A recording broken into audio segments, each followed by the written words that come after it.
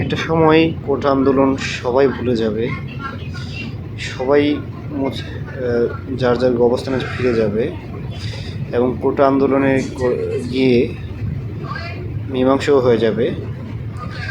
কিন্তু এই যে মানুষজন মারা গেল, ছাত্রগুলো মারা গেল, তাদের মায়ের আহাজারি কান্না কে দেখবে?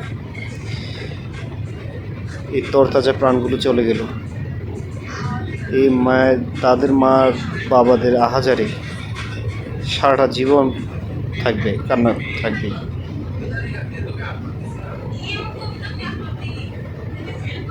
তাই সকল ছাত্রছাত্রীদেরকে আমি আহ্বান করছি, এই যে তারা মারা গেল তাদেরকে খোঁজখবর নিয়ে তাদের মা বাবার কাছে যাওয়া, এবং তারা যে নেই তাদের এটা বোঝানো যাবে না। তাদের মা বাবার কাছে বলতে হবে আমরা আছি, আপনার সন্তান আমরাই।